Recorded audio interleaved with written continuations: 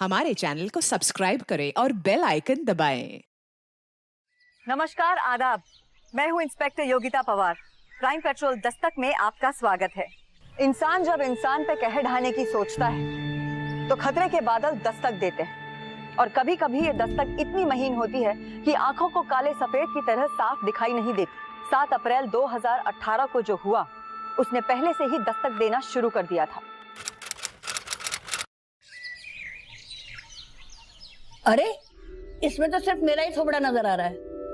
तुम लोग तो कहीं नजर ही नहीं आ रही। नानी, कैमरा दूर तो करो। हाँ, ऐसे पकड़। हाँ। माँ, आप भी ना बच्चों के साथ बच्चा ही बन जाती। अरे अर्चना, आरती, चलो खाने के लिए आ जाओ बेटा। आराम से।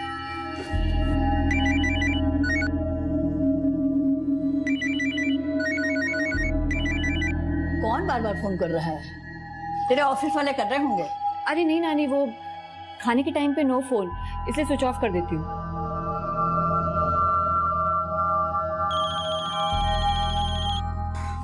आप लोग स्टार्ट करो, मैं आती हूँ। अरे अर्चना, अर्चना,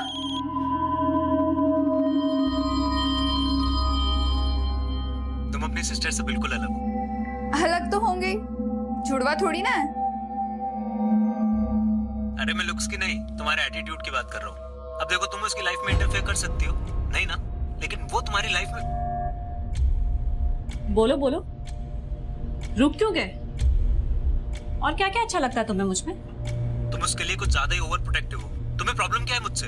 वो तो तुम अपनी एक्स वाइफ से पूछो ना जाके कि उससे क्या क्या प्रॉब्लम थी तुमसे। लेकिन अर्चना को कॉल करने की हिम्मत मत करना, बता रही हूँ, it's my last warning.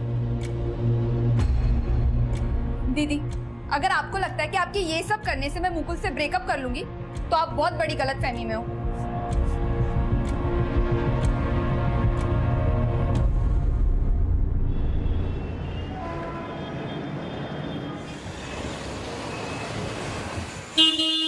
Auto, Aarti, can I drop you? आ जाओ, कुछ बात ही करनी है तुमसे। क्या बात करनी है तुम्हें मुझसे? समझ में नहीं आता कल मैंने क्या कहा था? आरती, इतना ओवर रिएक्ट करने की जरूरत नहीं है, ठीक है? और वैसे भी तुम हम दोनों को रोक नहीं सकती हो।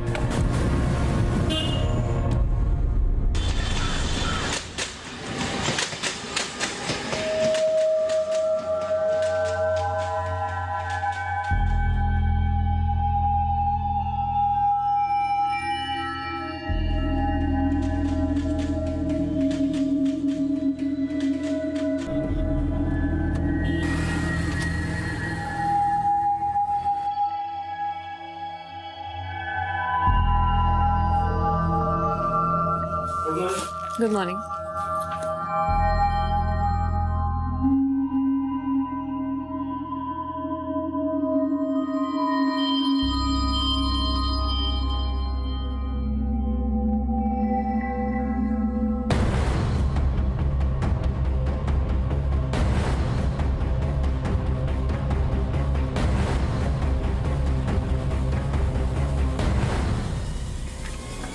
मैम, आई नो मिस्टेक हुई है। मिस्टेक? इट्स अ ब्लंडर आरती। पूरा 1.5 करोड़ का ट्रांजैक्शन था। How can you miss it? मैंने तुमसे ये एक्सपेक्ट नहीं किया था। ध्यान कहाँ रहता है तुम्हारा? मैम, मैं रेक्टिफाई करती हूँ, मैं देखती हूँ क्या प्रॉब्लम हुआ था। अब मुझे फालतू के रीजंस मत बताओ। अब जो भी होगा ऑडिट में पता चल जाएगा और कितने ब्लंडर्स है। You can go now.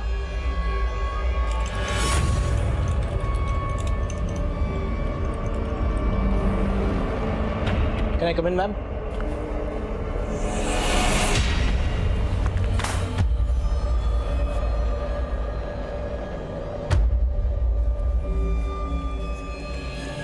क्या हुआ आरती?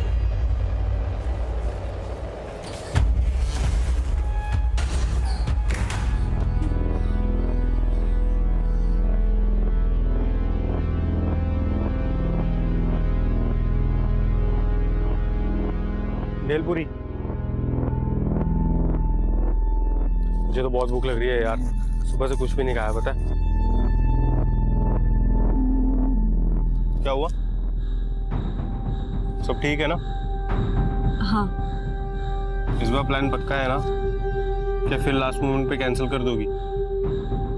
इस बार कोई प्लान कैंसिल नहीं होगा। मैंने 8 अप्रैल की टिकट्स भी बुक करवा ली है। कमान से निकला तीर दोबारा लौट के नहीं आता, और आरती भी एक ऐसा ही तीर छोड़ चुकी थी जिसने किसी को अंदर तक घायल कर दिया था।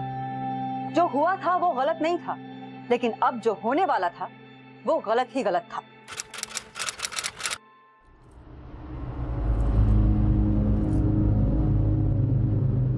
अरे आरती बेटा, आज तो तू छुट्टी लेने वाली थी, क्यों कहीं और जा रही है क्या? नहीं मम्मी, ऑफिस ही जा रही हूँ। याद है ना, कल 8 अप्रैल है। याद है मम्मी, इसलिए आज ऑफिस जाना बहुत जरूरी है। Bye bye bye.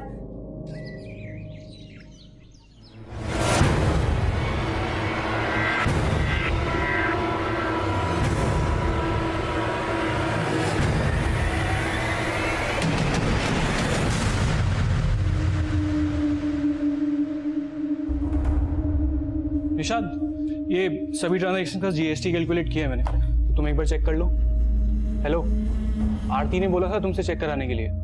Check it once. आरती कहाँ है? मैम वो आई नहीं अभी तक। आई नहीं? आरती आज ऑफिस आने वाली थी। इनफैक्ट कुछ दूरी तक मैंने उसे ड्रॉप किया था। उसने कहा था कि मैं आपसे ऑफिस में मिलूंगी। एक्चुअली मेरी जब मॉर्निंग में उससे बात हुई तो उसने मुझसे भी यही कहा कि वो आज आने वाली है ऑफिस।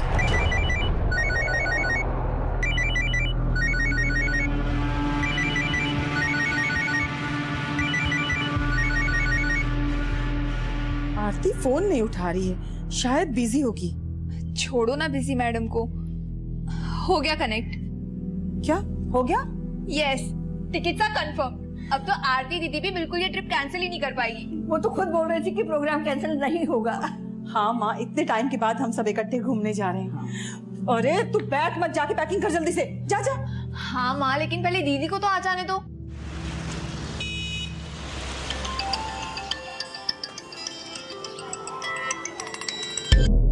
सॉरी अर्चना, मैं बिजी था यार, मैं तेरा फोन नहीं पिक कर सका। क्या हुआ? अभिनव, आरती दीदी आपके साथ है। नहीं तो क्यों? दीदी अभी तक ऑफिस से घर नहीं आई। क्या बात करिए, लेकिन वो तो कह रही थी ना कि वो आज ऑफिस से छुट्टी लेगी। लेकिन दीदी तो आज ऑफिस के लिए निकली थी। तो तूने आरती के कलीग्स को फोन किया, शायद उन सबको कुछ पता हो। हेलो हेलो अर्चना।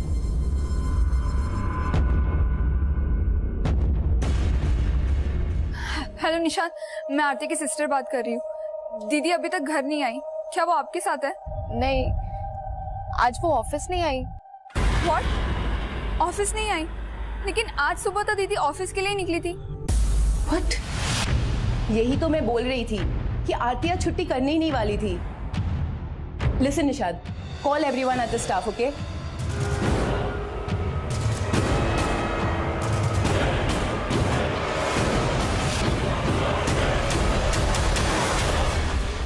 नहीं लग रहा नंबर यार।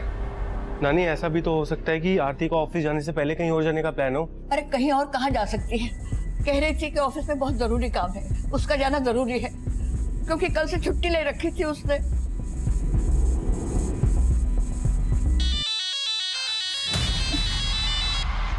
हेलो, पुलिस को इन्फॉर्म कर दिया? नहीं, अभी तक पुलिस को इन्फॉर्म नहीं किया। मैं बाद में बात करती हूँ। अर्चना, आरती की कोई न्यूज़? नहीं मम्मी, लेकिन हम पुलिस स्टेशन चलते हैं।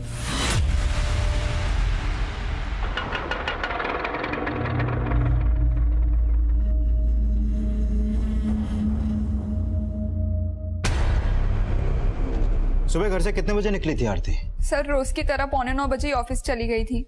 आरती का ऑफिस है कहाँ? पवई में।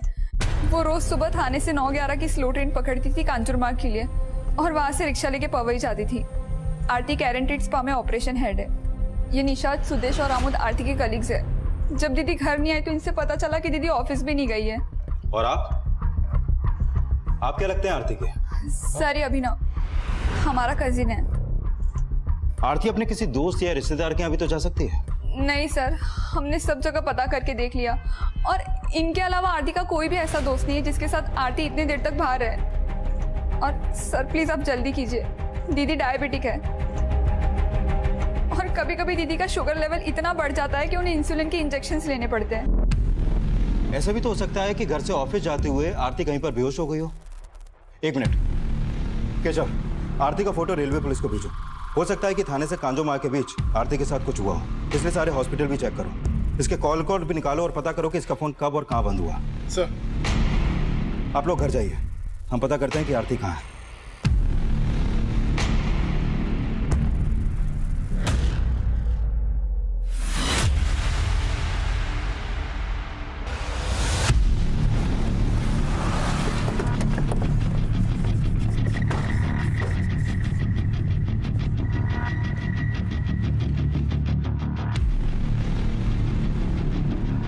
देखिए, फुटेज में तो दिख रहा है कि कल आरती सुबह अपने घर से निकली तो थी, लेकिन ये कंफर्म है कि वो यहाँ से थाने स्टेशन पहुंची नहीं, क्योंकि हमने स्टेशन की भी फुटेज चेक की थी।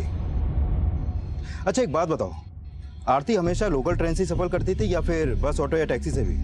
दीदी हमेशा ट्रेन से ही ट्रैवल करती थी। लेकिन कल उसने लोकल ट्रेन से सफर नहीं किया। एक समझदार पढ़ी लिखी लड़की ऐसे ही गायब हो जाए, बड़ा अजीब सा है। शायद वो अपनी मर्जी से कहीं पर चली गई हो जिसके बारे में उसने आपसे छुपाया हो, या ये भी हो सकता है कि उसका कोई बॉयफ्रेंड हो जिसके बारे में आपको कुछ भी नहीं मालूम। नहीं सर, अगर दीदी का कोई बॉयफ्रेंड होता तो हमें जरूर पता होता, और दीदी ऐसे कहीं नहीं जा सकती है। आज सुबह 5 बजे की ट्रेन से हम लोग मैंगलोर जाने वाले थे, और ये ट्रिप भी दीदी ने ही प्लान किया था। मैंगलोर में कहाँ जाने वाले थे आप लोग? सर हम लोगों ने भगत इंटरनेशनल होटल में रूम बुक किया था, और वहाँ हमारा 1 हफ्ते घूमने का प्लान था। अगर आरती और उसकी फैमिली का पहले से मैंगलोर जाने का प्लान था, तो आरती खुद से तो कहीं गायब नहीं हो सकती। उसके साथ जरूर कुछ ना कुछ तो हुआ है। केशव, आरती के घर से थाने स्टेशन तक जहां जहां भी सीसीटीवी उन सबको खंगालो, कहीं ना कहीं तो आरती कैप्चर हुई होगी। सर आरती की मिसिंग कंप्लेंट फाइल होने के 2 दिन बाद वो केस मेरे सर्विलेंस में आया, और तब तक आरती के कॉल रिकॉर्ड्स भी आ चुके थे। आरती एक हाई प्रोफाइल स्पा की ऑपरेशन हेड थी, इसलिए इस केस की चर्चा इलेक्ट्रॉनिक मीडिया, प्रेस और सोशल मीडिया हर जगह हो रही थी।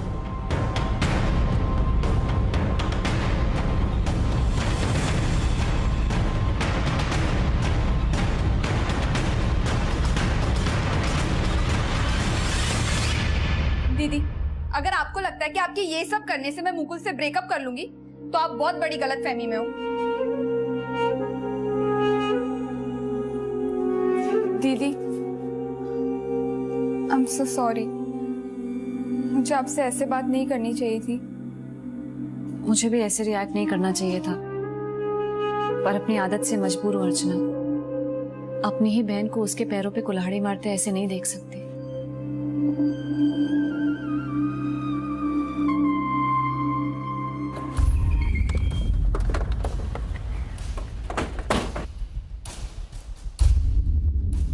निशा, 7 अप्रैल को जिस दिन आरती गायब हुई, उस दिन सुबह 8:30 बजे तुमने आरती को कॉल किया था, राइट?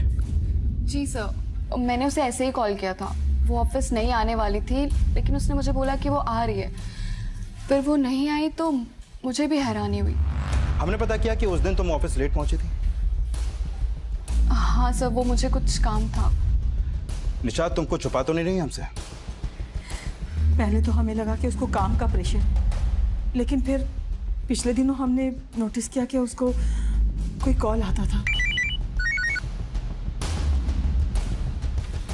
वो अक्सर फोन कट कर दिया करती थी, और बताती भी नहीं थी कि उसे कौन कॉल करता था। आरती के कॉल रिकॉर्ड स्टडी किया, और उसे ज्यादातर कॉल्स इस नंबर से हैं। बहुत देर तक बात हुई है इस नंबर। ये नंबर तो अभिनव का है। अभिनव? तुम्हारा कजिन? जी। आरती का फोन 7 अप्रैल को 1 बजे मुलुंड में बंद हुआ था। आप लोगों का या आरती का कोई जानने वाला मुलुंड में रहता है जिसके घर वो जा सकती है? मुलुंड में ही तो अभिनव रहता है। अभिनव मुलुंड में रहता है? लेकिन अभिनव ने तो कहा था कि आरती उस दिन उससे मिली ही नहीं थी। आरती दीदी आपके साथ है? नहीं तो अभिनव झूठ बोल रहा था। लेकिन वो क्यों झूठ बोलेगा? ये तो आप हमें बताइए। देखिए, एक बात बताइए, आप लोगों का या आरती का अभिनव से कोई इशू तो नहीं था? ऐसा तो कुछ भी नहीं था मैम, बल्कि अभिनव तो हमारी दूर की बहन का बेटा है, और 2 साल पहले ही वो दिल्ली से मुंबई जॉब के लिए आया। इनफैक्ट हम तो उसे अपने घर में साथ रखना चाहते थे, लेकिन वो मुलुंड में रेंट पे रहने लगा, और अक्सर हमारे घर में आया जाया करता था वो। मौसी बहुत बढ़िया बना है, मजा आ गया। ओ भूकर, तू फिर से आ गया चलने? मौसी, मैं ना इसलिए ना अलग से रेंट पे रहता हूँ, क्योंकि बिना रेंट लिए ये मुझे ना 2 दिन भी नहीं रख सकती यहाँ पे। अच्छा, और तू जो हर वीकेंड आ जाता है यहाँ पे छुट्टी मनाने, उसका क्या? और तू तो जैसे आती नहीं ना मेरे मुलुंड वाले फ्लैट पे। आरती कभी कभी अभिनव के मुलुंड वाले फ्लैट पे जाया करती थी, लेकिन उस दिन तो वो बोल के गई कि ऑफिस जा रही हूँ। आज तो तू छुट्टी लेने वाली थी, क्यों कहीं और जा रही है क्या? नहीं मम्मी, ऑफिस ही जा रही हूँ। फिर वो मुलुंड क्यों जाएगी? मैम, जितनी बातें अभिनव और आरती के बीच में होती थी उससे तो ये लग रहा था कि अभिनव आरती का बॉयफ्रेंड होगा, लेकिन ये अभिनव तो आरती का कजन निकला। आरती का फोन बंद भी वही हुआ जहाँ अभिनव रहता है। माना कि अभिनव उसका कजिन है, लेकिन है दूर का। कहीं ऐसा तो नहीं कि उन दोनों के बीच कुछ? एक काम करो, अभिनव को थाने बुलाओ।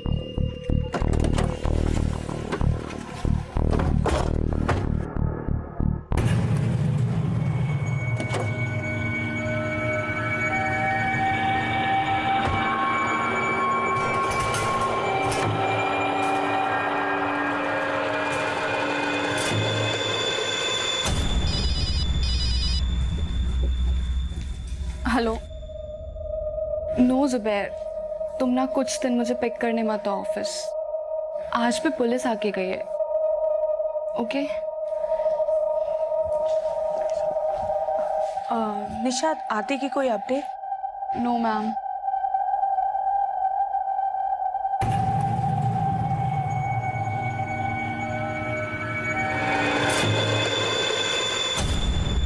आप यहाँ? मैंने आरती के बारे में सुना। ये सब अचानक कैसे? आज तुम्हें उसकी बड़ी फिक्र हो रही है? आंटी, अब ऐसी कैसी बातें कर रही है? आरती मेरी बेटी जैसी है। भाभी, क्या बोल रही है पुलिस? कुछ पता चला? उन्हें तो कुछ पता नहीं लगा, लेकिन तुम हमारे जख्मों पर नमक छिड़कने क्यों आए हो? ये नमक मिर्ची तो आप ही की लगाई हुई है, इसीलिए मुझे अपने ही भाई के घर में उनकी सास का सुनना पड़ रहा है। देखिए भाभी, आप भले ही मुझे गैर मानती हो, लेकिन फिर भी मैं आपके साथ खड़ा हूं। कोई भी जरूरत हो आप मुझे फोन कर लेना। चलता हूं।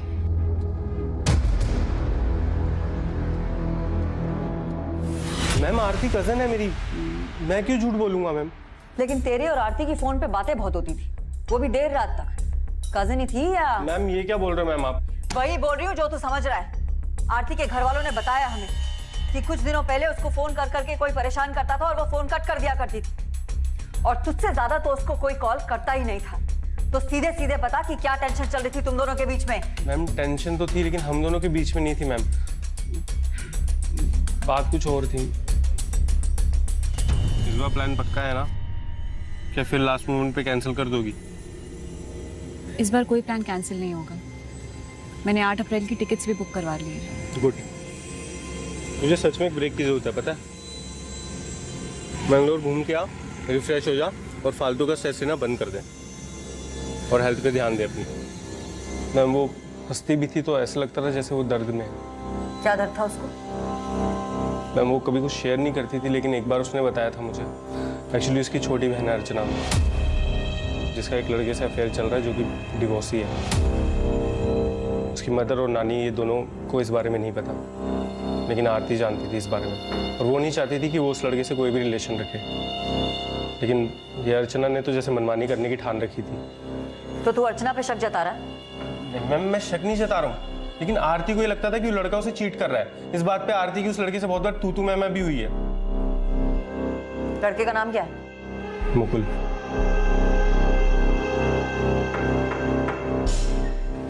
मैम, इस पे शक किया तो ये आरती की बहन और उसके बॉयफ्रेंड का एंगल सामने ले आया। ये मुलुंड में जहाँ रहता है वहाँ पता करो, हो सकता है आरती को वहाँ किसी ने देखा हो। और हाँ, ये भी पता लगाओ कि ये मुकुल क्या चीज है। Okay ma'am.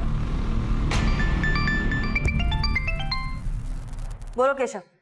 मैम, 7 अप्रैल को आरती जिस दिन गायब हुई थी उसे ठाणे की एक बिल्डिंग के सीसीटीवी में कैप्चर होते हुए देखा गया था।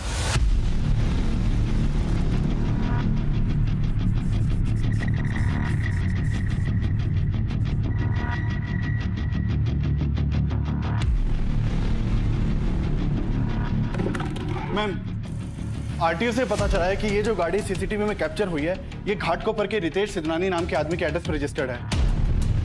रितेश सिद्धनानी?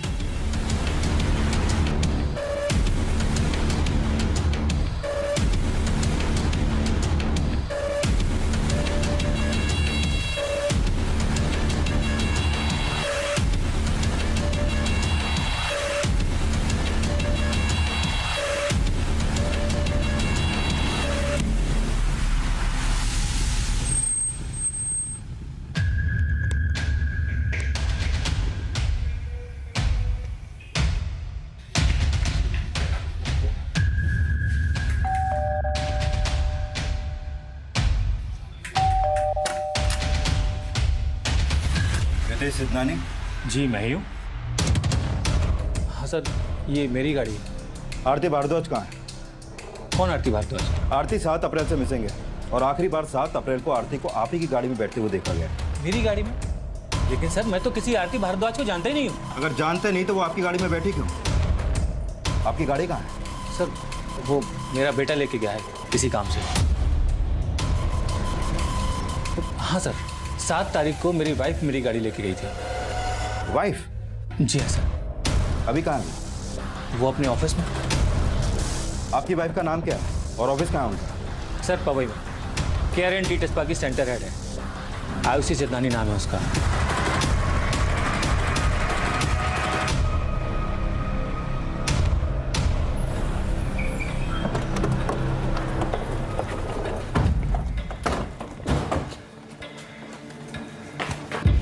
7 तारीख की सुबह से आरती तुम्हारे साथ थी। उसकी पूरी फैमिली उसके लिए परेशान है। तुम खुद सोशल मीडिया पे उसको ढूंढने के लिए कैंपेन चला रही हो। ये चक्कर क्या है? मैम, मैं मानती हूँ कि 7 अप्रैल आरती थोड़े टाइम के लिए हम लोग के साथ थी, पर अब मैं नहीं जानती कि वो कहाँ है। मैं मानती हूँ कि आप लोगों को मैंने ये बात नहीं बताई, लेकिन स्टाफ में सबको पता था। मैम, उस दिन मैं एक्चुअली सुदेश के साथ थी। सुदेश? ओके। मैम वो आरती है। मैंने हाँ आरती है। 1 मिनट। ऑटो, आरती। हाय मैम, ऑफिस जा रही हो? बैठो, आई ड्रॉप यू।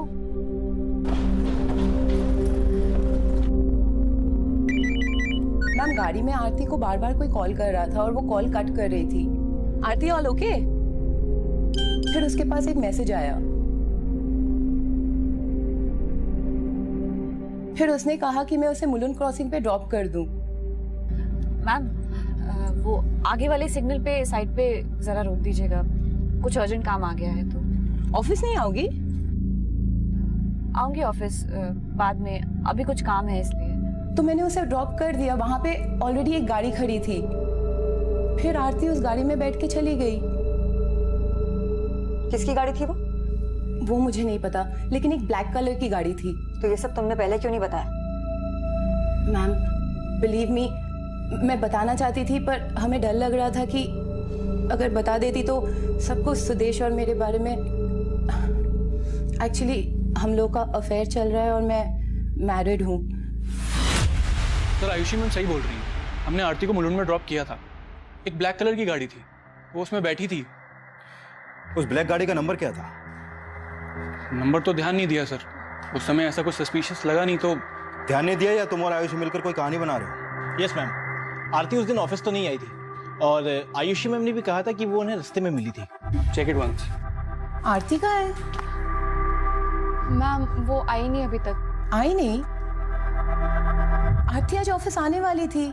इनफैक्ट कुछ दूरी तक मैंने उसे ड्रॉप किया था। उसने कहा था कि मैं आपसे ऑफिस में मिलूंगी। एक्चुअली मेरी जब मॉर्निंग में उससे बात हुई तो उसने मुझसे भी यही कहा कि वो आज आने वाली ऑफिस। सर, ये बात मैं आप ही को नहीं, आरती की फैमिली को भी बताना चाहती थी, लेकिन आयुषी मैम ने रिक्वेस्ट की कि हम ये बात किसी को ना बताएं, क्योंकि आयुषी मैम और सुदेश। तो तुम दोनों का अफेयर है और ये बात आरती को पता थी, लेकिन तुम्हारे हस्बैंड को नहीं पता थी। कहीं ऐसा तो नहीं कि ये बात आरती तुम्हारे हस्बैंड को बताने वाली थी? मैम, आरती ऐसा क्यों करेगी? उसको कोई प्रॉब्लम नहीं था हमारे रिलेशनशिप से। इनफैक्ट ऑफिस में उसके साथ सबका अच्छा ही रिलेशनशिप था। और फिर भी आरती गायब हो गई। पिछले 5 दिन से उसका कोई अता पता नहीं और आखिरी बार उसे तुम्हारी गाड़ी में देखा गया था। मैम, हम मानते हैं कि आरती मेरी गाड़ी में बैठी थी, पर वहां से उतर के तो वो ब्लैक कलर की गाड़ी में भी तो बैठ के गई थी ना मैम। इनफैक्ट आरती की सिस्टर अर्चना से भी मैंने इनडायरेक्टली पूछने की कोशिश की कि शायद वो घर पे कुछ और बोल के निकली हो उस दिन। Archana, calm down and try to remember. Aarti office जाने से पहले कहीं और तो नहीं जाने वाली थी? उसने तुमसे कुछ कहा था क्या? नहीं, उसने कुछ नहीं बताया। उसने कहा कि आज उसका ऑफिस जाना जरूरी है और उसे आने में देर हो जाएगी। मैम, हम मानते हैं कि आपसे ये बात हमने छुपाई। बस एक ही रीजन था मैम कि हम दोनों का रिलेशनशिप पब्लिक ना हो जाए। और आपसे एक रिक्वेस्ट है, प्लीज ये बात मीडिया और मेरे हस्बैंड से शेयर मत कीजिएगा।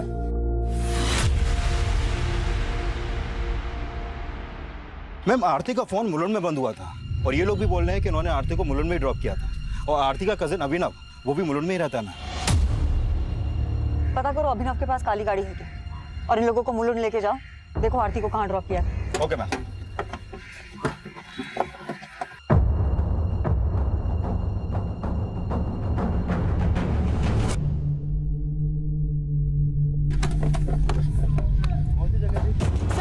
मैंने आरती को यही उतारा था, वो ब्लैक कलर की गाड़ी यही थी और वो उस डायरेक्शन में गई।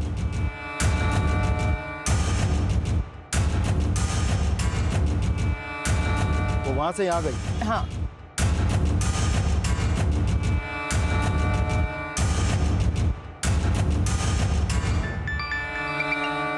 बोलो दामने। मैम आयुषी और सुदेश ने जो जगह दिखाई वहाँ आसपास में कोई भी सीसीटीवी नहीं है और मैंने पता किया अभिनव के पास ब्लैक कार क्या कोई भी गाड़ी नहीं।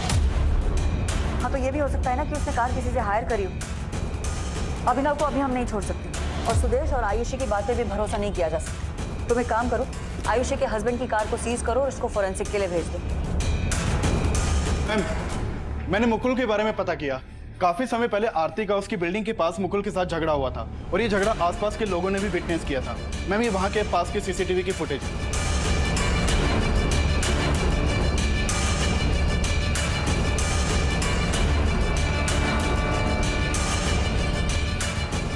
मैम मुकुल के पास बस यही गाड़ी है, उसके पास कोई ब्लैक रंग की गाड़ी नहीं है।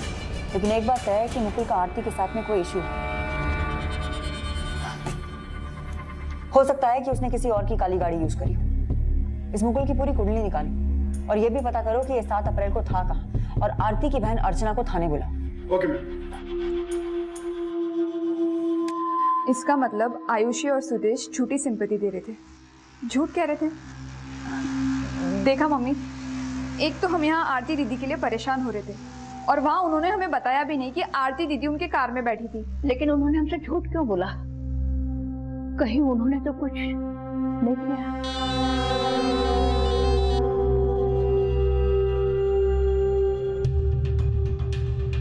सर आप बेकार में शक कर रहे हैं। अपने शक को दूर करने के लिए ही ये गाड़ी फॉरेंसिक में भेज रहे हैं। कुमार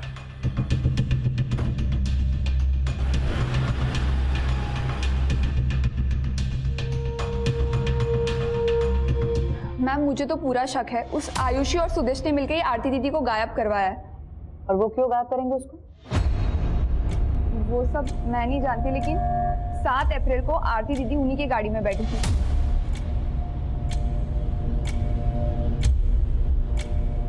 तो वो ऐसे तो गायब नहीं हो सकती ना। देखो आयुषी और सुदेश अभी भी हमारे शक के दायरे में है, हम उन्हें छोड़ नहीं रहे, लेकिन उन दोनों का कहना है कि उन्होंने आरती को मुलुंड में ड्रॉप किया था जहां उन्होंने उसे एक काली गाड़ी में बैठते हुए देखा था। मुकुल के पास कोई काली गाड़ी है? मुकुल? हाँ मुकुल।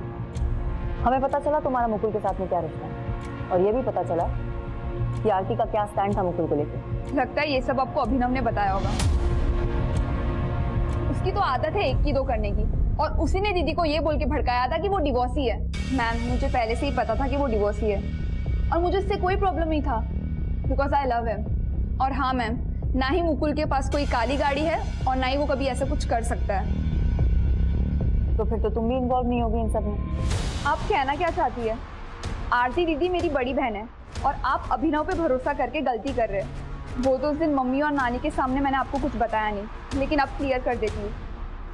अभिनव के दिल में आरती दीदी के लिए कुछ तो था। ओए होए बड़ा मेकअप वेकअप हो रहा है। अच्छा एक बात बता यार, तू 28 साल की हो गई, तेरा कोई बॉयफ्रेंड नहीं है? मतलब मैं नहीं मान सकता यार, मैं नहीं मान सकता। अच्छा मतलब मुझे ना ऐसा लगने लगा है कि तू किसी को तो लाइक करने लगी है, ऐसा है? तुझे बड़ा रीड करना आता है मेरा फेस। एक बात बता, वो कौन है जिसे तू जानता है और मैं नहीं जानती? बता। मुझे तो ऐसा लगता है कि खाना रेडी है। मैम उस दिन अभिनव का बस चलता तो उसने आरती को प्रपोज कर दिया होता, या तो कर भी दिया हो, या तो वो अभिनव या तो वो सुदेश और आयुषी झूठ बोल रहे हैं और अब मुझ पे और मुकुल पे शक कर करके अपना टाइम वेस्ट कर रहे हैं। तुम्हें क्या लगा मुझे शक नहीं था? अरे मुझे बहुत पहले पता चल चुका था कि उस लड़के के साथ तुम्हारा क्या चक्कर चल रहा है। तुम्हें जरा भी शर्म नहीं है? एक जवान लड़का है तुम्हारा, इन सब बातों का उसके ऊपर क्या असर पड़ेगा?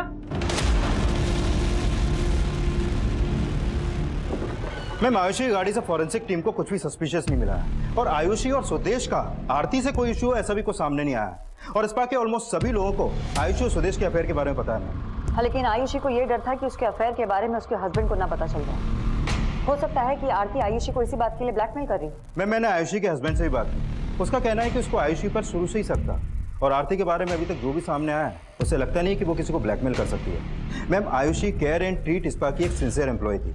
वो रोजाना सुबह 9:11 की लोकल से अपने ऑफिस के लिए ट्रेवल करती थी और अपने ऑफिस टाइमिंग से हमेशा 15 मिनट पहले ही ऑफिस पहुंचती थी। आरती काफी पंक्चुअल और डिसिप्लिन थी। मैम, फिलहाल अब तो मुकुल ही ऐसा है जिसका आरती से इशू था, लेकिन 7 अप्रैल को मुकुल और अर्चना इन दोनों में से कोई भी मुलुंड में नहीं था और मैंने पता किया ना तो मुकुल या उसके जानने वालों में किसी के पास कोई ब्लैक गाड़ी है और ना ही अभिनव के पास। अगर मान ले कि सुदेश और आयुषी सच कह रहे हैं तो फिर वो काली गाड़ी किसकी थी जिसमें उन लोगों ने आरती को बैठते हुए देखा था?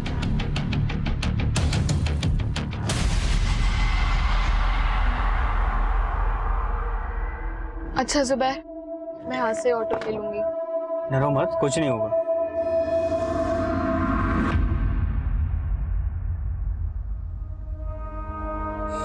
पहले पढ़ने की टेंशन, फिर सीए बनने के बाद काम की टेंशन।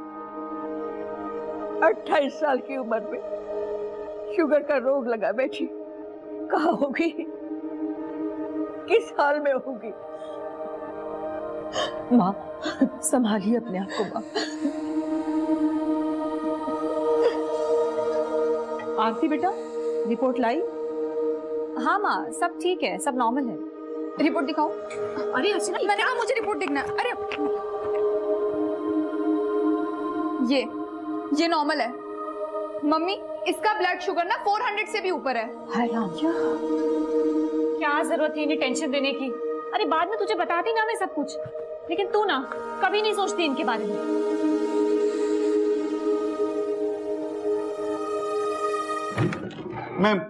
मैम, आरती का एक चाचा है और उसके पास एक ब्लैक गाड़ी है और पता चला है कि आरती के चाचा का आरती की फैमिली के साथ बहुत पुराना झगड़ा है। कैसा झगड़ा? हमारा झगड़ा तो उसी दिन से शुरू हुआ जब मेरे दामाद का देहांत हो गया। ये फ्लैट मेरे दामाद के फादर के नाम है।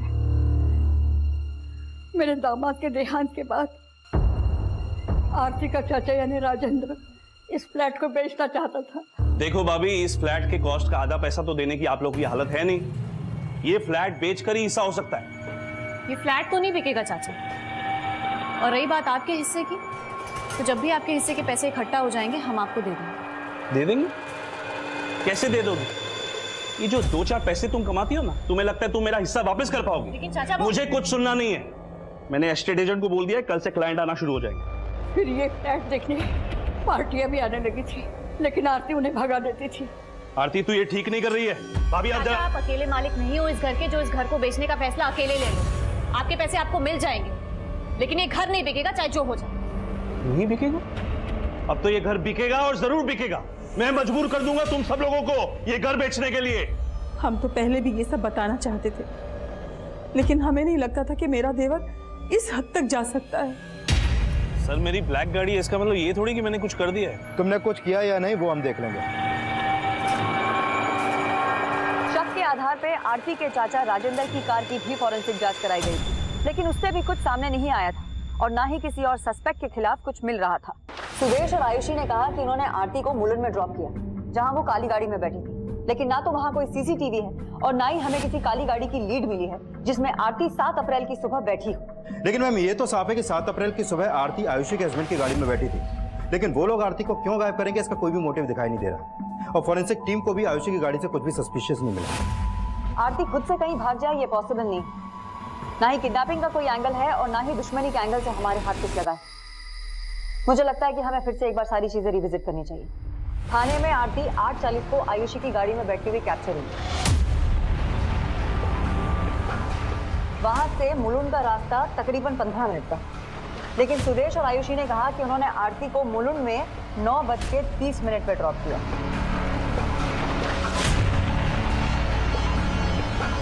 तो आधे घंटे तक वो लोग कार में कर क्या रहे? और आरती का फोन भी मुलुंड में 1 बजे बंद हुआ। सुबह 9 से दोपहर 1 बजे तक आरती मुलुंड में इतने टाइम होगी, इसका कोई भी क्लू हमारे पास नहीं है। लेकिन ये भी तो हो सकता है कि आरती का फोन सुबह 9 बजे से दोपहर 1 बजे तक मुलुंड में हो और आरती कहीं और। अगर ऐसा है मोरे, तो सिर्फ 2 ही जगह हो सकती है जहाँ आरती उस दौरान हो सकती है, या तो आयुषी की गाड़ी या फिर काली गाड़ी। तीसरी और कोई जगह नजर नहीं आ रही। मैम, अगर हम आयुषी और सुदेश को सस्पेक्ट माने तो भी अभी तक हमारे पास इसका कोई लीड नहीं है, क्योंकि हमने आयुषी की कार की लोकेशन ट्रेस की थी। वो लोग मुलुंड से ट्रैवल करते हुए सुबह 10 बजे पवई अपने ऑफिस पहुंचे थे। आधे घंटे में वो आरती को गायब कर दें, ऐसा पॉसिबल नहीं है मैम। दामने, तुम्हें लगता है कि कोई काली गाड़ी होगी? 75 साल से दुनिया देख रही और वो महज 28 साल की। मेरी उम्र भी उसको लग जाए, लेकिन मेरी आरती को सही सलामत भेज दे। आरती बहुत जल्दी मिल जाएगी और घर वापस आ जाएगी, और जब वो वापस आ जाएगी माँ, तो वैसे ही आप ठीक हो जाएंगी। मैम, आयुषी की गाड़ी ने 7 अप्रैल की रात 7 बजे घोड़बंदर के स्टॉल नाका को क्रॉस किया और उसके करीब 2 घंटे बाद यानी 9 बजे ये गाड़ी इसी रूट से वापस आई। आयुषी रहती है घाटकोपर और सुदेश रहता है कल्याण। तो फिर ये दोनों 2 घंटे तक घोड़बंदर में कर क्या रहे?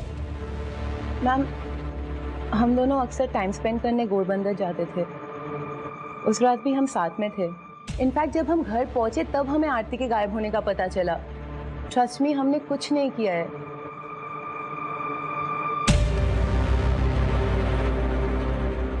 माना कि इनकी गाड़ी में कुछ भी सस्पिशियस नहीं मिला, लेकिन 2 घंटे तक इन लोगों का घोड़बंदर में होना। दामने, एक काम करो, घोड़बंदर में एक सर्च ऑपरेशन शुरू करो। हो सकता है हमें कोई लीड मिले।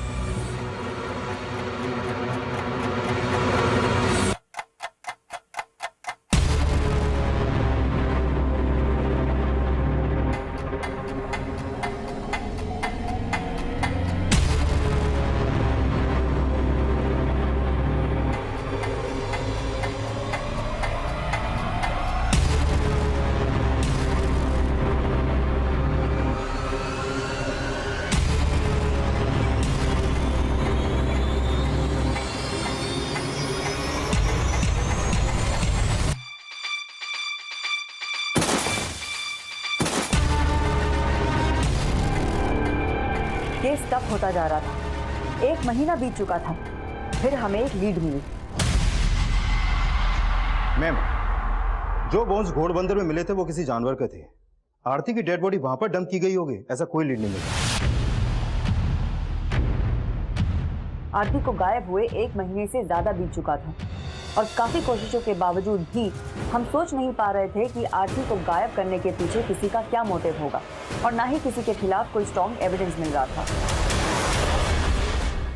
मैम, मैंने आयुषी की बैंक स्टेटमेंट चेक की। 7 अप्रैल की रात को आयुषी ने घोड़बंदर के गैराज में अपना कार्ड स्वाइप किया था। गैराज के मालिक से मेरी बात हुई। उसने बताया कि उन लोगों ने वहां पे अपनी गाड़ी धुलवाई थी और गाड़ी का इंटीरियर भी चेंज करवाया था। काफी कोशिशों के बाद हमें पहली बार इस केस में एक स्ट्रॉन्ग लीड मिली और काफी मशक्कत के बाद हमने वो मटेरियल ढूंढ निकाला जो ये साफ कर रहा था कि आरती की हत्या उसी गाड़ी में हुई थी जिसमें 7 अप्रैल की सुबह आयुषी और सुदेश थे और उसमें आरती को बैठते हुए देखा गया था। क्या आरती के साथ? देखिए, अभी हम कुछ भी नहीं कह सकते हैं, लेकिन आगे की जांच के लिए आपके डीएनए की जरूरत पड़ सकती है। हमें उनके साथ रितेश, आयुषी और उसके बेटे के डीएनए भी मिले, क्योंकि हमें शक था कि वो मुकर सकते थे कि वो पुराना मटेरियल उनका नहीं था। और फिर रिपोर्ट आई। मैम, आयुषी की गाड़ी के पुराने मटेरियल से जो ब्लड ट्रेसेस मिले थे उसका डीएनए आरती की मां के डीएनए से मैच करता है। और मैम, आयुषी की गाड़ी के पुराने मटेरियल से आयुषी, उसके हस्बैंड और उसके बेटे के भी बाल मिले। अब आयुषी इनकार नहीं कर सकती कि उसने 7 अप्रैल की रात को अपनी गाड़ी का इंटीरियर जानबूझकर चेंज करवाया था।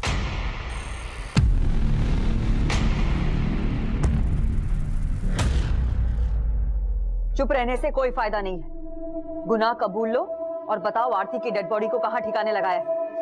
मैम, मैंने नहीं मारा आरती को। Please trust me. अगर नहीं मारा तो आरती का ब्लड तुम्हारी गाड़ी में कैसे मिला? मैम, आई नो मिस्टेक हुई है। मिस्टेक? इट्स अ ब्लंडर आरती। पूरा 1.5 करोड़ का ट्रांजैक्शन था। How can you miss it? गलती हुई थी मुझसे। 7 अप्रैल को नोटिस भी दे दिया था। मेरे घर में मेरे अलावा कमाने वाला कोई नहीं था। यही बात समझाने के लिए आयुषी गई थी आरती के पास, लेकिन आरती बहुत जिद्दी थी। आई नो तुम HR हेड हो, लेकिन ये मेरा डिपार्टमेंट है और मैं अपना डिसीजन ले चुकी हूँ। ऑफिस में तो उसने बात तक करना बंद कर दिया था मुझसे। मैं फोन करता तो मेरा फोन नहीं उठाती थी। उस दिन लास्ट डे भी मैं आयुषी के साथ सिर्फ उससे रिक्वेस्ट करने ही गया था।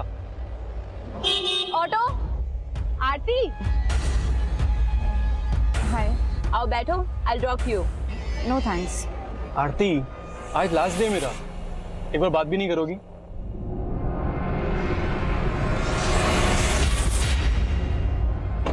हमने फिर से उससे रिक्वेस्ट करी, लेकिन उसने हमारी फिर नहीं सुनी। तुम्हें लगता है मैं गलत हूँ तो हूँ, लेकिन अब मैं पीछे नहीं हटने वाली। तुम्हें जो सोचना है सोचो, मुझे कुछ डिस्कस नहीं करना इस बारे में। Stop the car. आरती एक बार सुन तो ले। I said stop the car. Aarti ने बोला था तुमसे चेक कराने के लिए।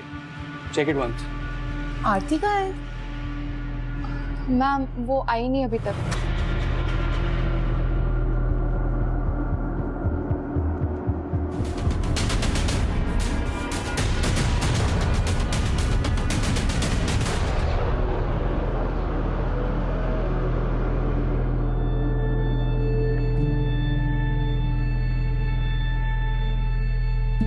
मैम, हम पिछले कई दिनों से इस एरिया को सुबह से शाम तक लगातार सर्च कर रहे हैं, लेकिन आरती के बॉडी पार्ट्स होने का यहाँ पर कोई भी क्लू नहीं मिला। और अगर वाकई में आयुषी और सुदेश ने आरती के बॉडी पार्ट्स को यहाँ पे डंप किया है, तो वो बॉडी पार्ट्स यहाँ से बहकर समुद्र में भी जा सकते हैं, क्योंकि ये नाला सीधे समुद्र को कनेक्ट करता है। मैम, लगता नहीं है कि आरती का कोई भी बॉडी पार्ट्स हमें यहाँ पर मिलेगा, और इसलिए ये भी हो सकता है कि अपने वकील से मिलकर आयुषी और सुदेश भी अपना सुर बदल लें। और अगर ये लोग अदालत में मुकर गए कि इन्होंने आरती को मारा है, तो उनके खिलाफ हमारे पास कोई भी सबूत नहीं है। हाँ, लेकिन इनके खिलाफ चार्जशीट फाइल करने के लिए हमारे पास फॉरेंसिक रिपोर्ट है और सर्कमस्टेंशियल एविडेंस भी इनके अगेंस्ट है। डोंट वरी, चार्जशीट फाइल करने की तैयारी करो। Okay ma'am. 7 अप्रैल 2018 को आरती का मर्डर आयुषी की गाड़ी में हुआ। उसकी लाश को घोड़बंदर के नाले में डंप कर दिया गया। अभी तक उसकी डेड बॉडी हमें मिली नहीं है, लेकिन तलाश जारी है। सुदेश और आयुषी ने जो किया उसकी सजा तो उन्हें मिल जाएगी, लेकिन सोचना यह भी जरूरी है कि जो अपराध हुआ, क्या उसे रोका जा सकता था? सुदेश को जॉब से निकालने का आरती का फैसला सही हो सकता है, लेकिन फैसले जिद से ज्यादा सहमति और समझौते की दरकार भी रखते हैं। आरती जानती थी 7 अप्रैल 2018 को वो उस गाड़ी में जिन लोगों के साथ ट्रैवल कर रही थी, वो उसका फैसला नहीं बदल पाएंगे, लेकिन उन लोगों के साथ जाने का एक गलत फैसला आरती की मौत का कारण बन गया। आरती शायद इस दस्तक को भाप नहीं पाई, लेकिन उसके परिवार वालों ने भी इस दस्तक को महसूस नहीं किया। उसका परिवार यही सोचता रहा कि आरती एक वर्कोहॉलिक वुमन है और उसके स्ट्रेस और टेंशन को समझने की कोशिश नहीं की गई। आरती को आए दिन लगातार कई कॉल्स आते रहे, जिन्हें वो रिजेक्ट करती रही। अगर इस चीज को नजरअंदाज नहीं किया गया होता, तो आरती का अंत इतना दुखद नहीं होता। बात चाहे निजी जिंदगी से जुड़ी हो या कामकाज से, हर फैसले के पीछे एक हेल्दी डिस्कशन होना बहुत जरूरी है, क्योंकि आपसी डिस्कशन के बाद हर मुश्किल फैसला भी सहज, सुखद और सरल हो जाता है। इसी विचार के साथ हम आपसे इजाजत लेते हैं। फिर मिलेंगे एक और नए केस के साथ। तब तक आप अपना ख्याल रखें, सुरक्षित रहें और देखते रहें क्राइम पेट्रोल दस्तक। मकसद बताना नहीं, बचाना है। नमस्कार। For more updates, subscribe to our channel, click the show links and enjoy watching the videos.